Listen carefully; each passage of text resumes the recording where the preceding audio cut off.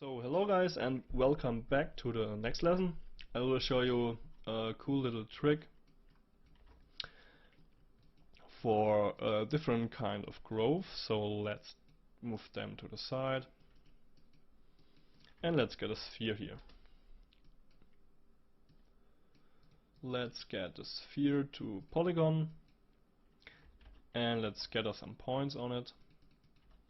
So maybe 25 points here. Let's copy onto these spheres other spheres, so you will get something like this. And let's get a randomize here, a quick randomize for the p scale. So let's type here p scale rand, and here again, as we learned, the p scale, and we will get something like this. This is a little bit too tiny, so let's dive the value here a little bit up. Let's make a VDB out of it. So VDB from polygons, so a distance VDB volume, and let's convert it back.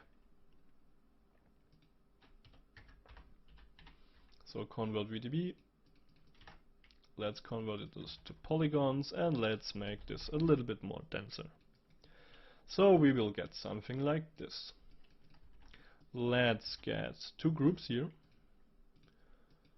One group will be $OS, so this will get, the group name will be the operator's name. So let's get start, and let's choose your points, and let's get 1 point, so this one here. Let's get this point, and let's make another group, a group by range,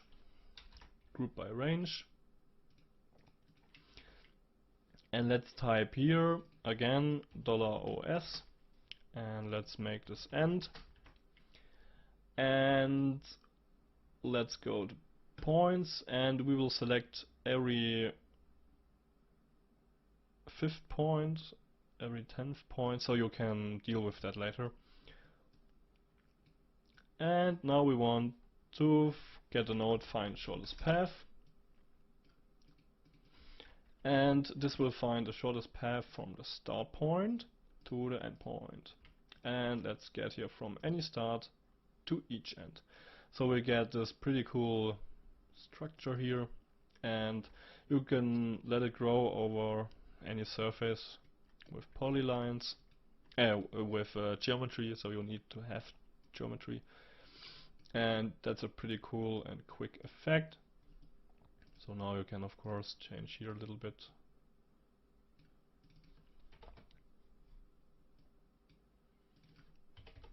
Come up with cool geometry. That's not the coolest geometry, but let's get this a little bit further. So let's get for the presentation here, or for the course, let's just get one little point here, so we get something simple, something like that. Let's make a resample here, and the cool thing is you can use this one as your baselines or your base wires for the fabric stuff that we learned in the 3rd chapter. So let's get and smooth here. Let's smooth the hell out of it. Let's make filter quality 1 and 500. That's 50 maybe 50. Yeah, that's pretty smooth. And now we can use a resample. So let's get a resample here. Let's treat this as subdivision curve, so we get a little bit of points here. Let's change the length to 0.05, so we get a little bit more denser here. And let's get a carve, just to animate this quick, so we can go here and ta-da, that's a little growth effect. And the cool thing is now we can use this geometry here for the input. So now we need to get our starting point to the starting point from here, and you can already see what's happened. What will happen here? Something like that. So now this is the ramp here, pretty cool. Let's get the amplitude a little bit higher, and let's get a frequency also a little bit higher. And now I want to fully randomize the normals. So that's the cool thing, it's a displacement along the normals.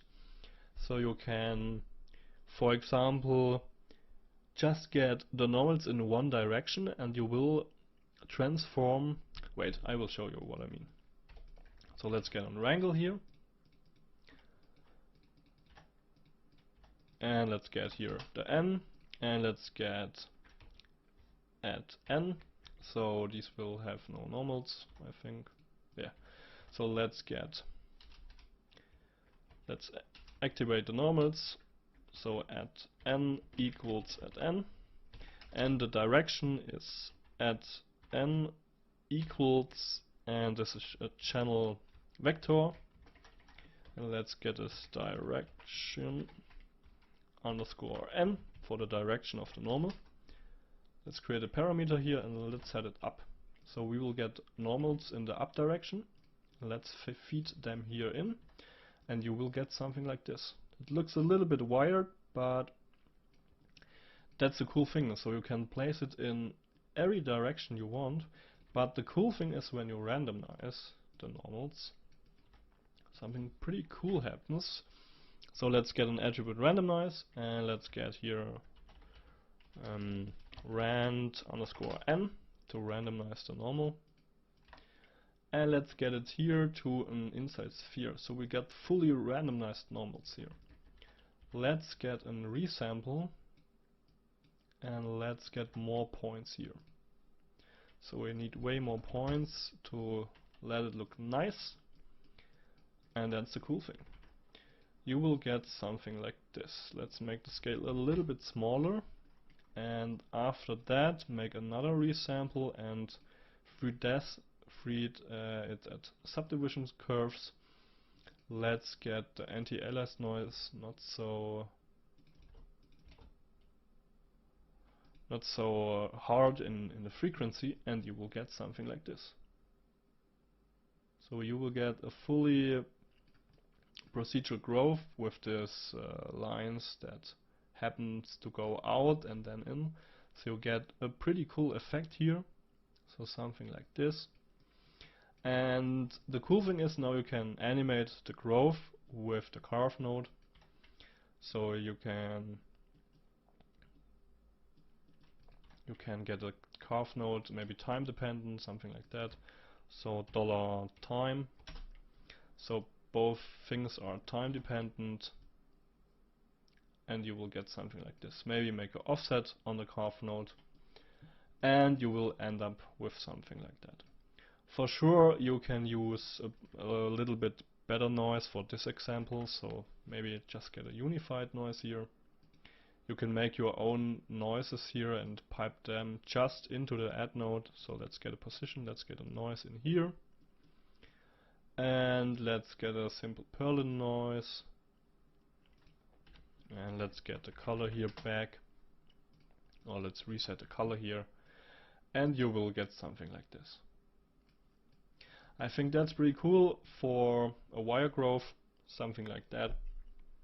And of course you can use this growth on our fabric, fiber, carbon growth effect. That looks pretty dope too in my opinion. And I want you to play with this. So don't just stick with the sphere, make a cool geometry, make photogrammetry, model a shoe, model a glass, something like this. And try to come up with different things with this simple growth effect here. And yeah, I will see you in the last part. So we will go over the breakdown of the Nike shoe, and I will see you in the last part of this course.